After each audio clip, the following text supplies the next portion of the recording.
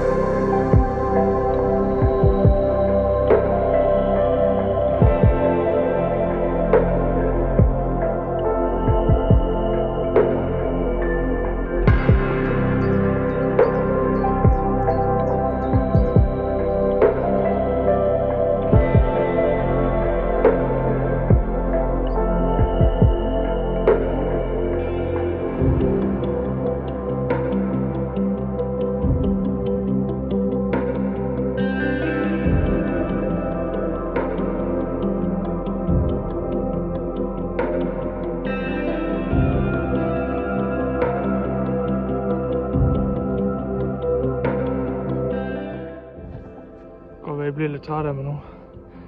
Jeg har lige fået en for en halv time siden på 88. Jeg tænkte, jeg mangler lige 100 meter, så jeg går lige op og tager stykket. Det sidste jeg mangler. Og hvad sker der så? Bum! En til, mand! 93! Det kører bare, mand!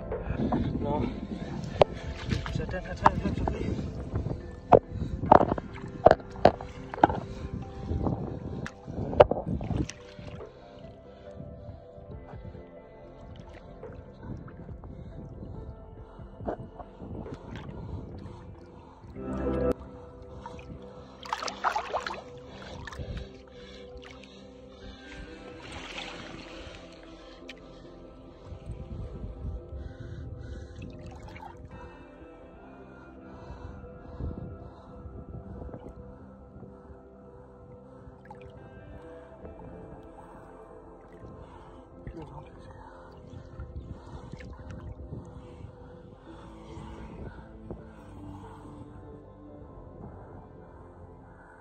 Og jeg vil tænde på den her.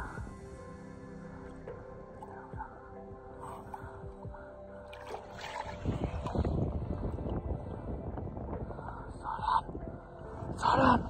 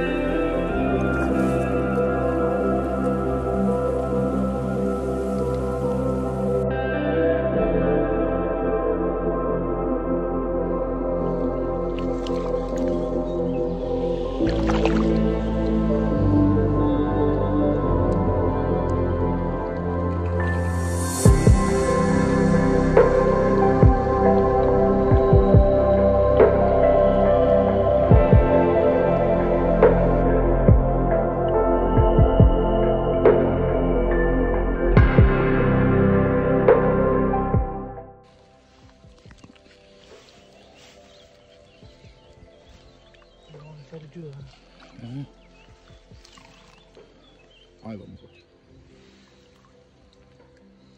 Ja. Så bare komme lidt ned her. Hvor vi skal. Ja, ved du hvad?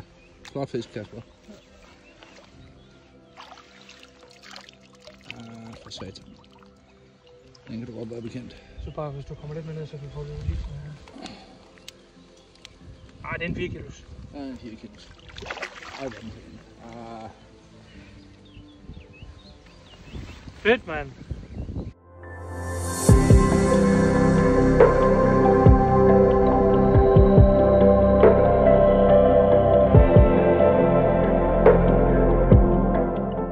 Ja, hvor er den flot. Ej, hvor er den flot. Nå, skal vi sige farvel så? Ja, tak for kampen, ven. 2,5 kilo så. Ja. Og et godt lille splat til sidst. Shut it. Jo.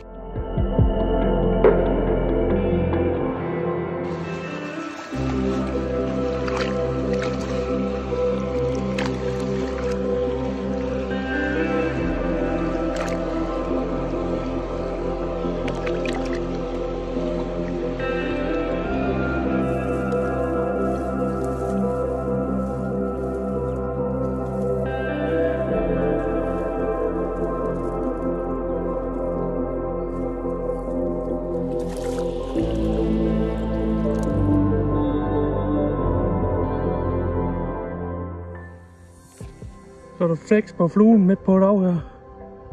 En rigtig fin havørred. Sådan. King Kong.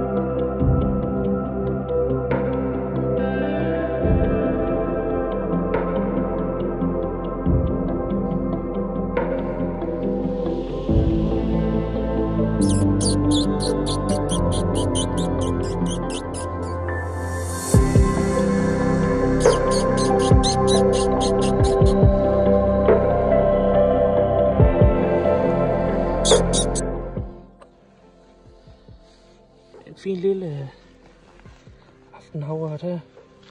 Lige klasket af flue. Det er en fin fisk. Og 50 cm. Skal bare have sin frihed igen.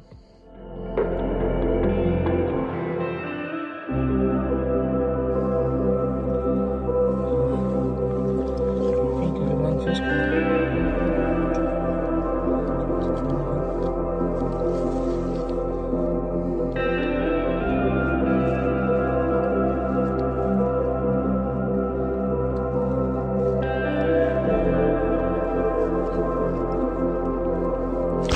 Sådan. Ja, tak.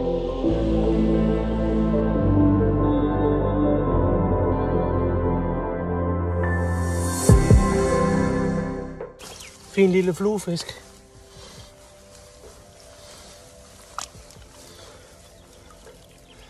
60 cm.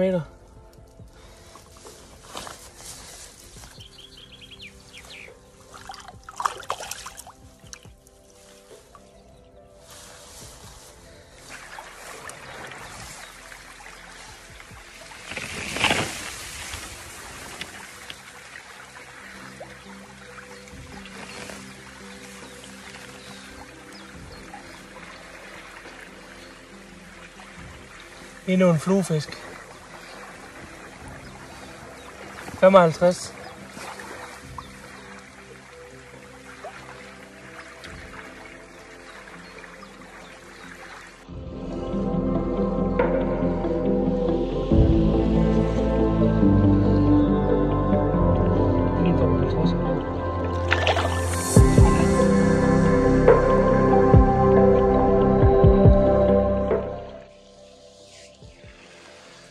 Vi får sådan en mega fin 65 her. 2 fisk på samme plads. Det er simpelthen for.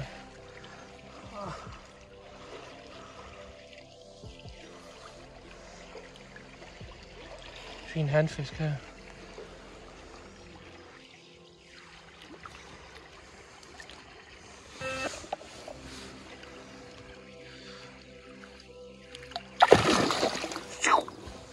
Sådan!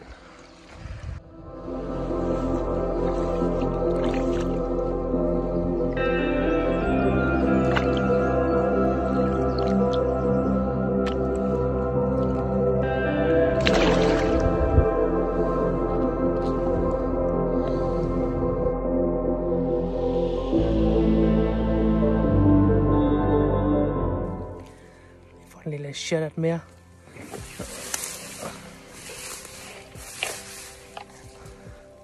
Sådan. En lille shaddets.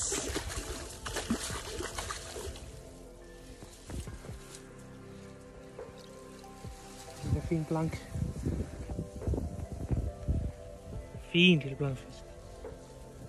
Sådan lige omkring, sådan en målsbørg. Omkring 40. 42, 43. Ej, der er måske lidt mere. Der er nok 44, tror jeg. Jeg vil bare lige få den sat ud igen.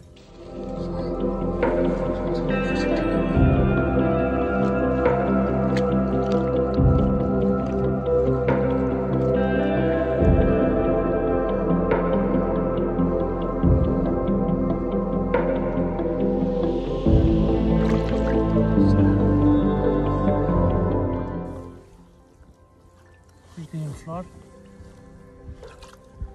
55 her. Bare sæt den fri igen.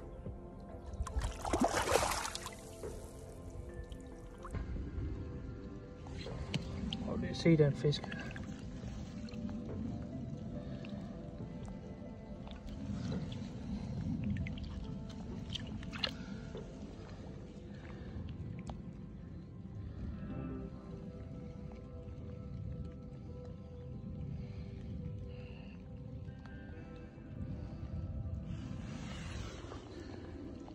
66 cm. Simpelthen bare en flot fisk, altså. Skal vi få den ud igen?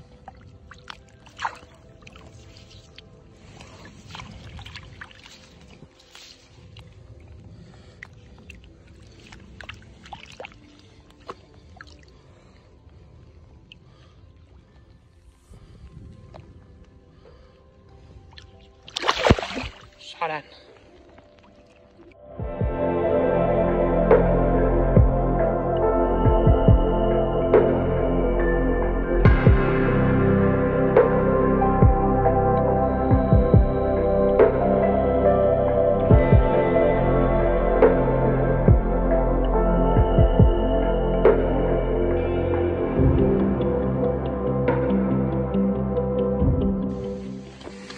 Vi får sådan en mega flot 60 her.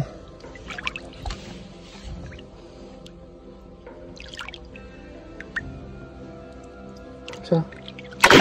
Sådan.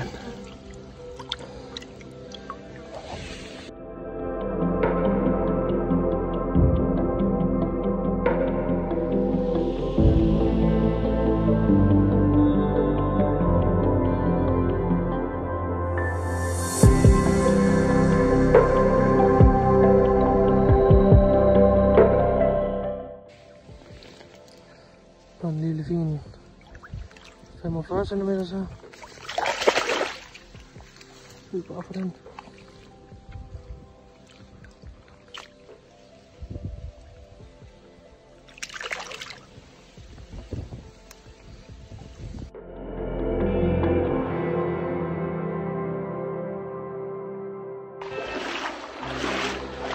Der er vand i havdammen der.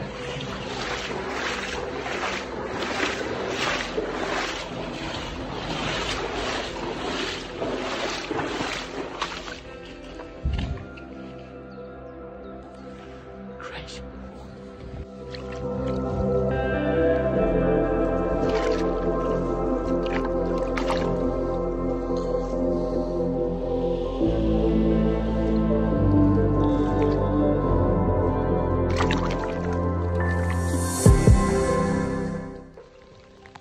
Ja, i regn og slud går lystfiskeren ud.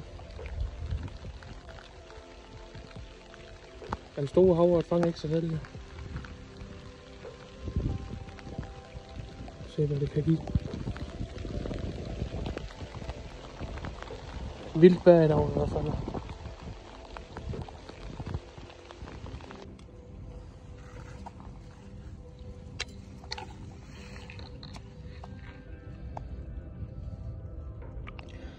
Fin lille havret her, som har en garnskade her rundt. Jeg kan se, om jeg kan kigge ordentligt på den.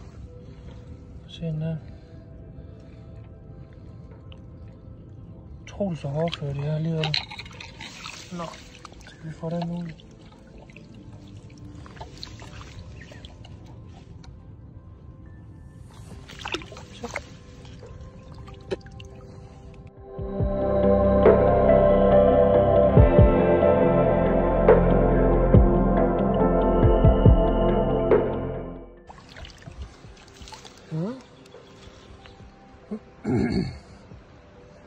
En lille målsfisk her, som skal have sin frihed igen.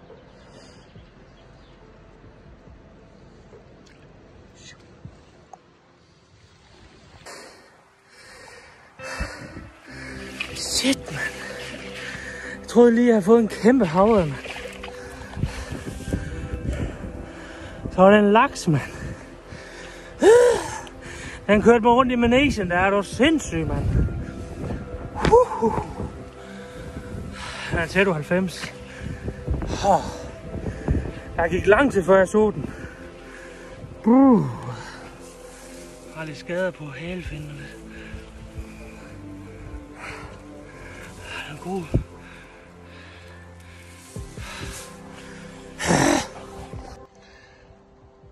Jeg har lige fået sådan en rigtig fin fisk her på omkring 91 cm. Kom her.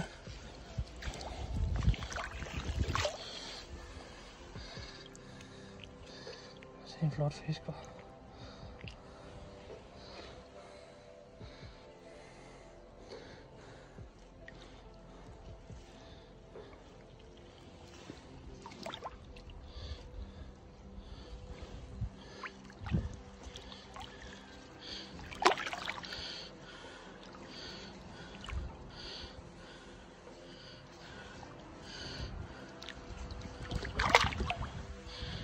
Moin då.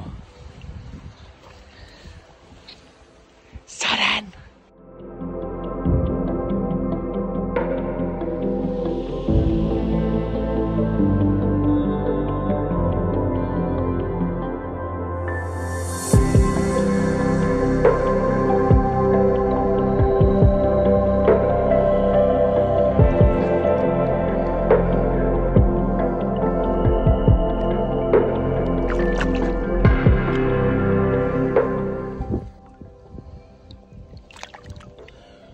Sådan. Flot fisk. Sådan.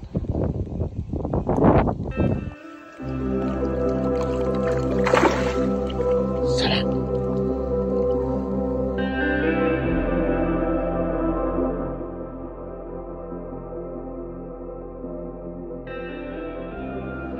Sådan. Det var havret nummer 30 i år. Og sådan noget pænt blank. Omkring 60, 61. Godt nok flot.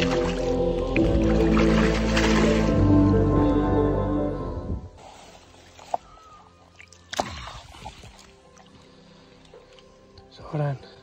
Havret nummer 30 i år. En flot fisk på.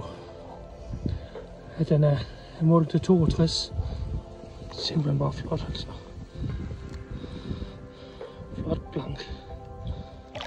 Sådan.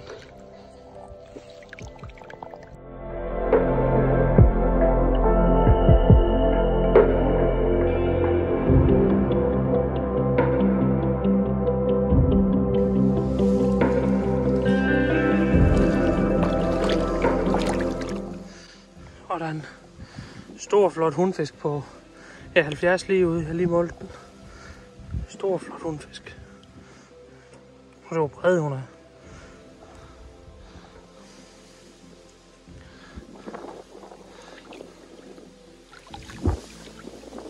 Sådan. Ja tak.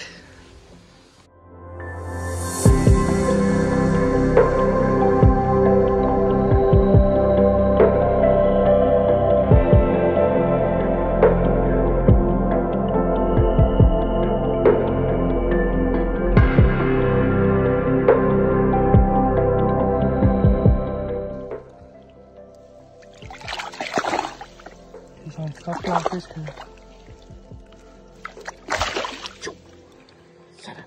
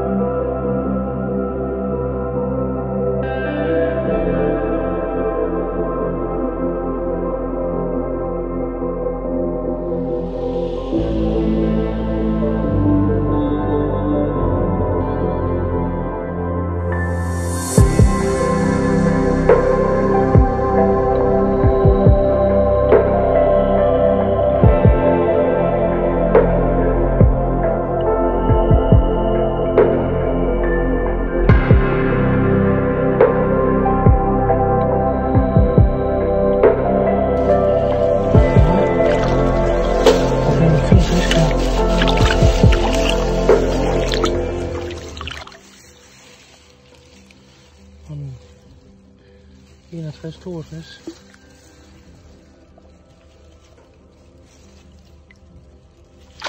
Sådan.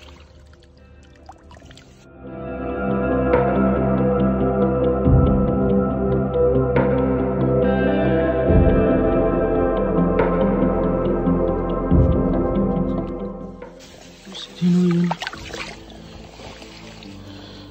Flot da. Sådan.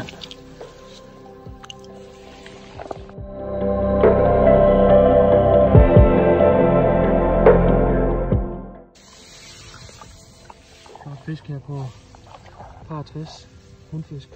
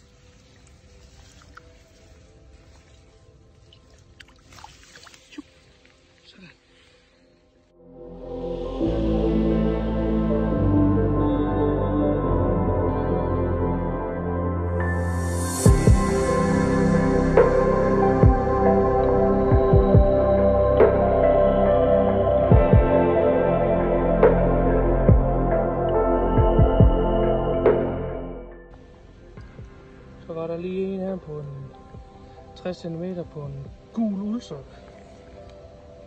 Sådan. Flot hundfisk. Meget tykkere, end man sådan lige kan se her. Flot blank også. En ny opstilling. Lækkert. Så nok på det flot nu. Den er lige en flot hundfisk. På flue her.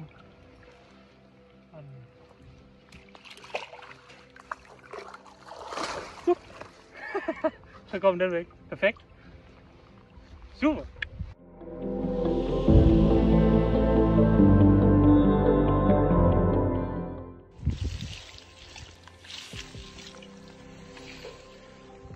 Rigtig flot. 3-65 stykker eller sådan noget. Flot tyk hundfisk. Jeg havde lige set den markere sig eller lave en hvirvel over på modsat side. Da jeg stod lidt længere nede i åen. Og så kommer jeg op og lægger et kast til den. Tager den med i åen. Perfekt. Godt nok flot.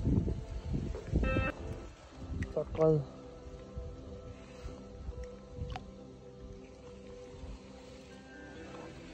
Så vi er en fri.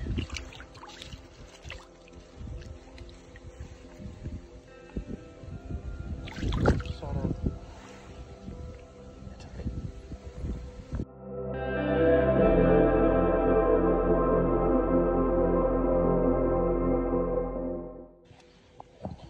Lige på sådan en flot 65 handfisk.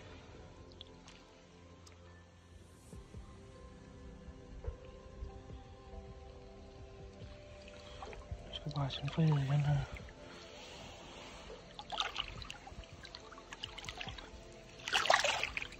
Sådan. Hvordan er stille, så står det der. Sådan.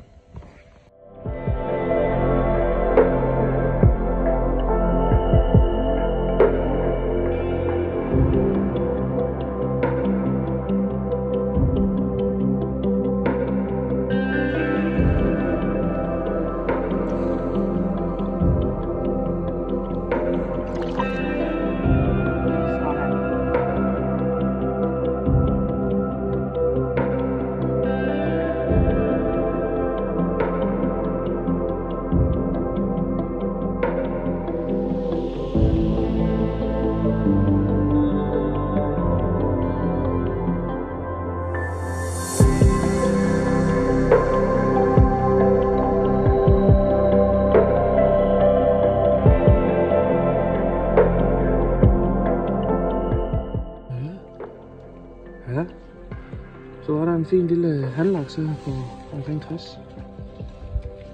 Jeg skal bare have friheden igen.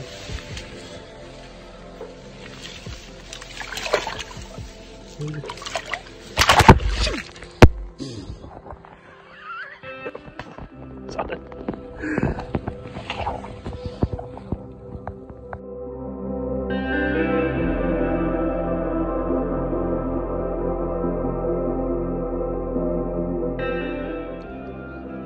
Jeg har lige landet den her kæmpe havre her på en 4-85 cm. Den er kæmpe stor. Man kan se, hvor den ryster.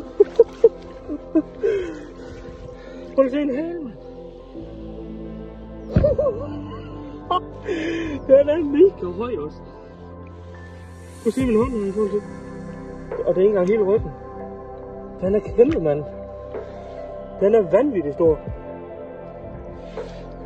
Prøv at se den her over ryggen her. Den er... Det ved jeg ikke. 8-10 cm hen over ryggen. Det er sådan en hånd i forhold til.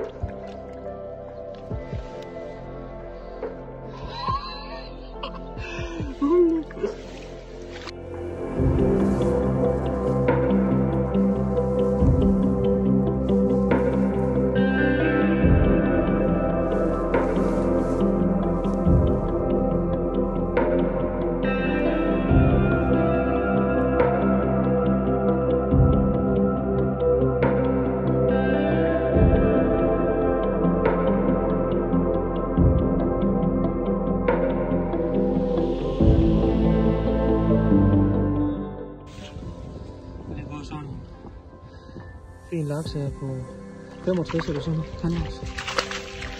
Det er nummer 2 laks i dag og en havørred. Først fik jeg en laks på 60. Fik jeg en havørred på næsten 4,5. Så den her fine handlaks her. Flot. Den var inde.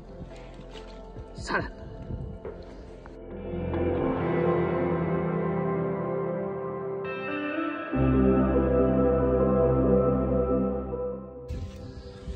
Jeg har gået, hvad er det gået 5 minutter siden jeg fik den laks der. Og nu fik jeg lige sådan en lille fin fisk på omkring 40. En lille handfisk igen.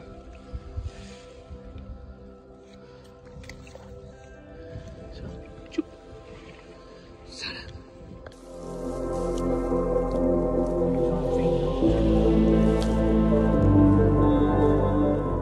Ja, den er tæt på 60. Den er vel... Ej, den er nok 58 eller sådan noget. Flot handfisk.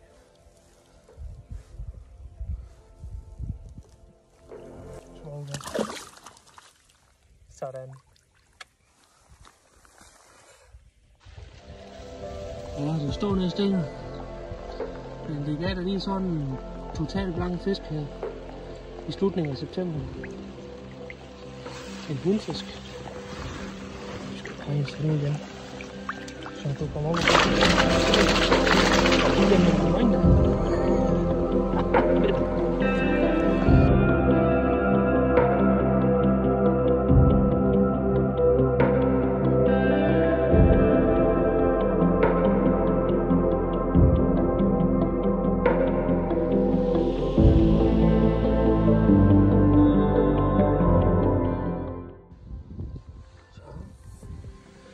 Lige sådan en fin fisk her.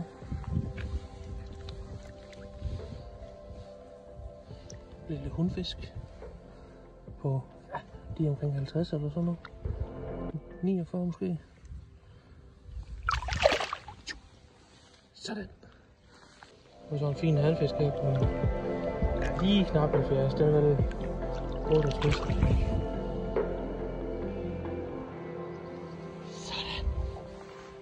Fedt, man. Nummer 2 i dag. Det er nice. Kør på.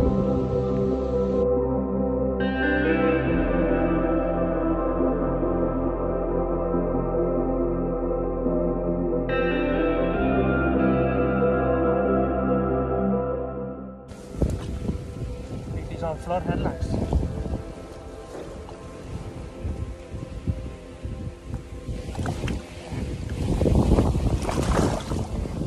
Sådan. Det var nummer 10 laks i år, mand.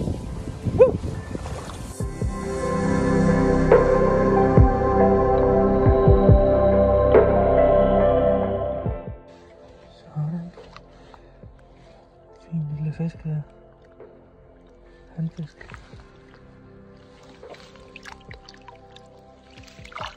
Så jeg får vendt den rundt. Så kommer der for klar. Men det kommer ikke helt ud af den.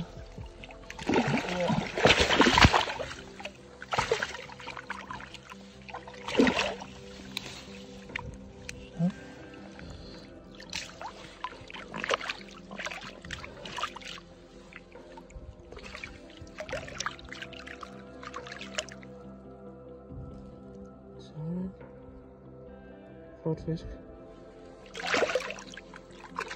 Ja, tak.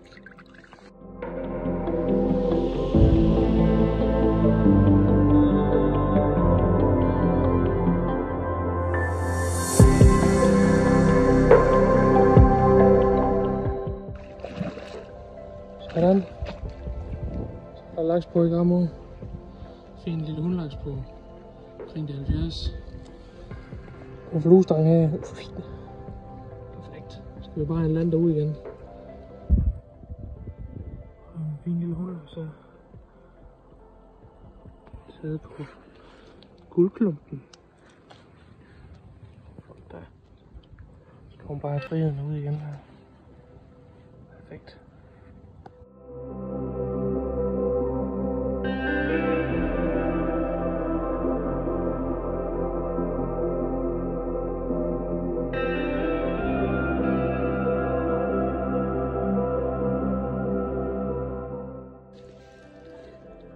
Jeg har lige fået sådan en rigtig flot hundfisk her. Ej, den er i hvert fald 65. Kom her.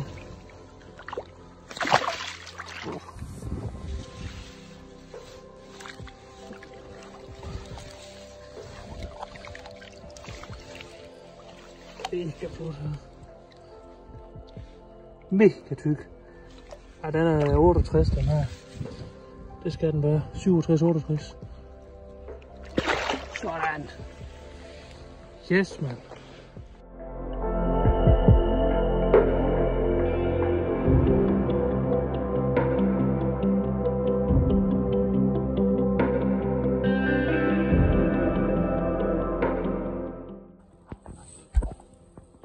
En lille morgenhundfisk på en Patagova. Perfekt. De vil gerne have Patagova her til morgen.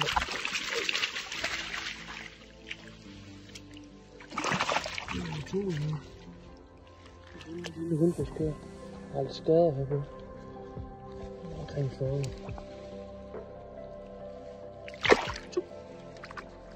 Perfekt.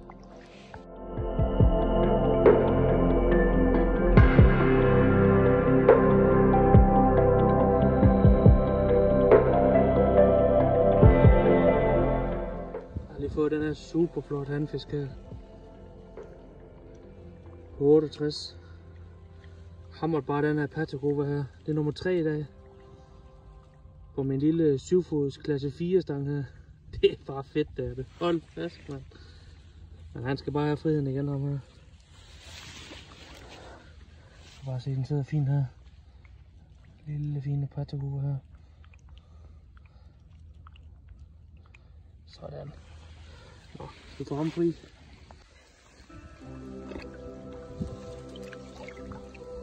Se en flot handfisk her.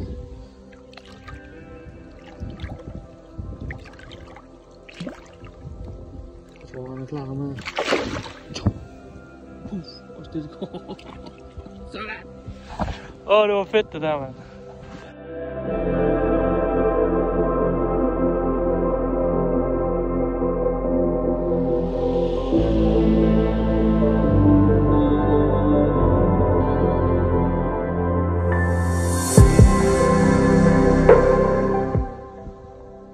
Super flot hundlaks her.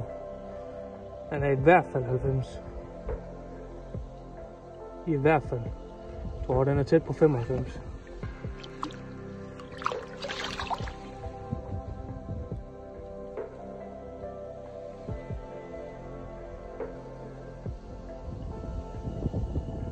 Det var fedt, mand. Det var så bare derude. Yes! Det var fedt. Det var konge, mand.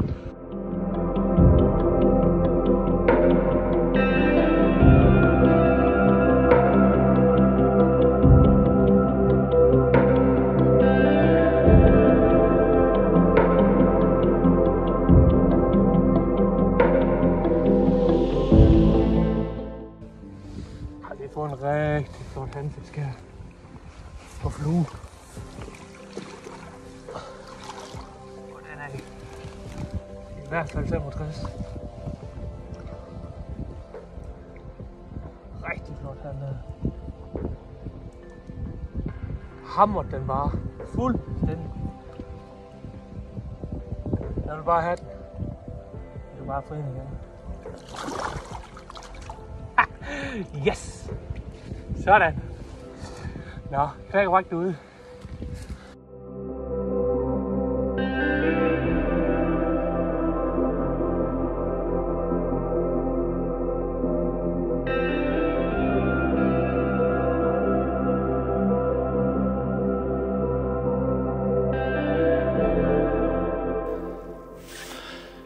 Se, det ryster. Halløj. Så er der lige morgenflex. Jeg har fået en hanlaks på 55.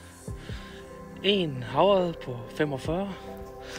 Og så har jeg lige fået årets største laks. Wow, så blev jeg 1,4 meter. Så. Og se en her. Det er en kæmpe hundfisk. Let's go! Så skal vi have en afsted her.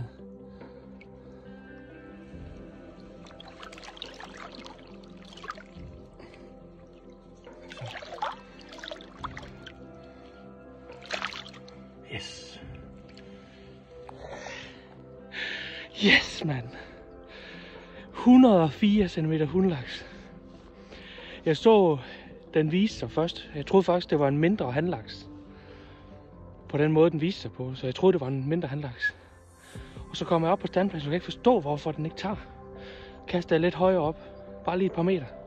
Og så, men det sagde bare smask, mand. Det var fedt. Det var fedt. Nå, knækker bare ikke derude.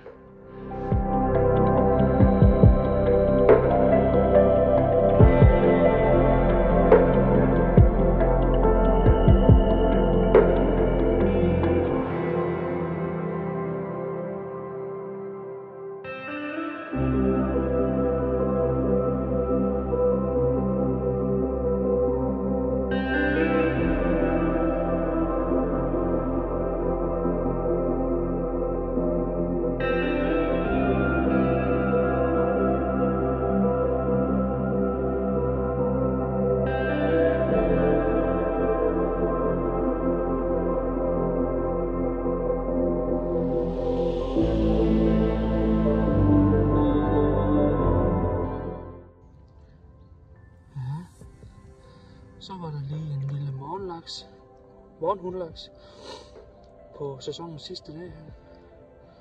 En fin fisk på omkring 65 eller sådan noget. Det er fint. Flot dame. Bare sæt hende ud igen.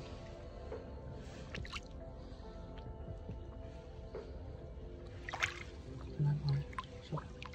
Ja, den vej. Perfekt. Yes, man. Det var lækkert, det der. Det var virkelig lækkert. Det kan være, at det blev sæsonens sidste fisk. Hvem ved? Vi har jo kun lige startet jo, så der er nogle timer endnu. Men knækker bare ikke ud. Så. Måske sæsonens sidste år. Who knows? Ikke særlig stor. Kom sådan til det. Nålsbog.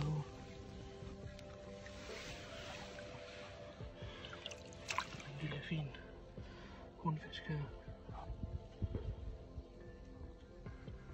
Det er omkring 40.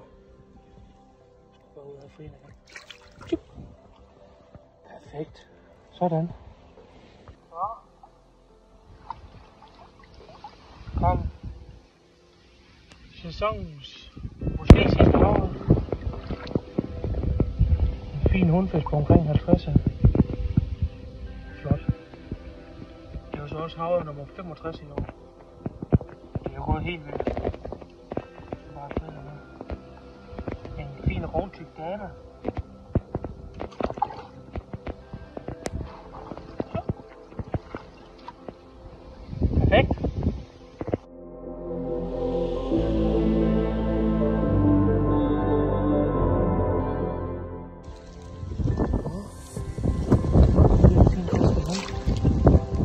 en målsbørge her. Sådan det før. Den lille hundfisk. Nummer 4 havet på den sidste dag i sæsonen her. Og den skal vi bare ud igen. Perfekt. Kanon, mand. Det var fedt. Knækker bare ikke ud. Kom der lige en ordentlig bamse her.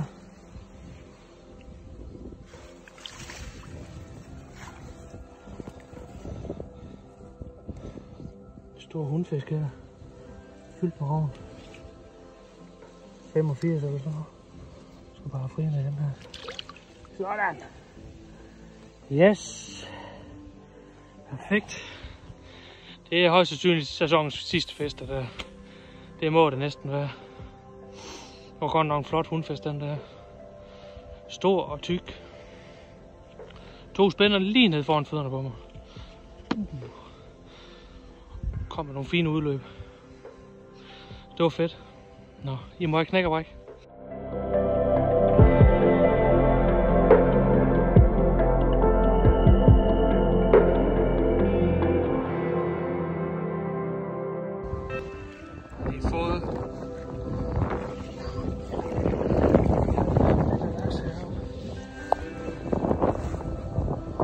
Ned til over.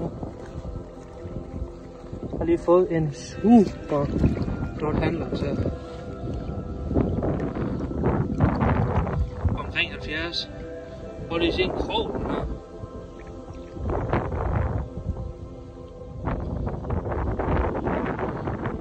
Den er flot.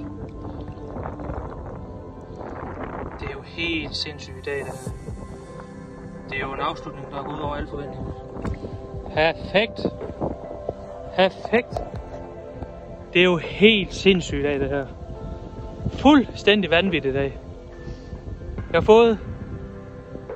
fået 3 laks og 4 havørred. Det er helt dybt godnat.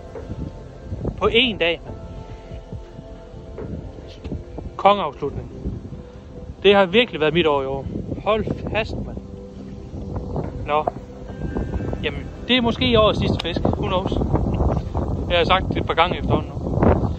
I må i hvert fald knække og brække ud. Om ikke andet så ses vi måske til næste år. Moin.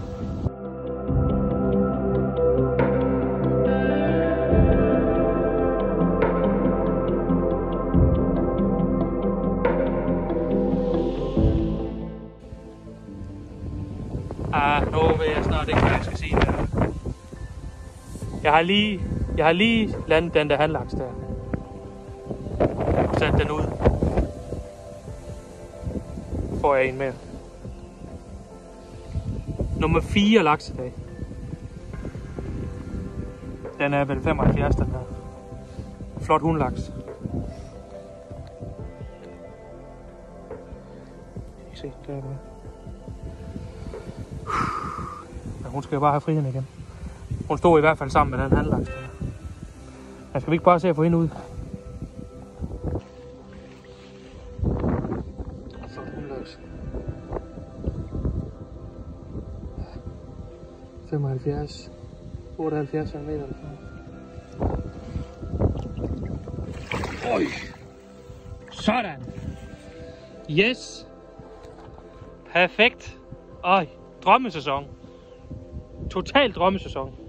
Jeg kommer aldrig til at slå den sæson her. Det tror jeg simpelthen ikke på. Det er fuldstændig vanvittigt. Knæk og bræk ud.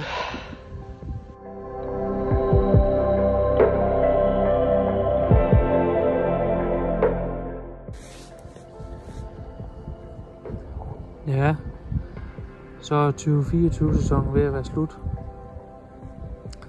Jeg skulle da lige have et sidste træk nedover her. Det gav ikke noget. Blæser også en pelikan lige nu. Men det var i hvert fald sæsonen.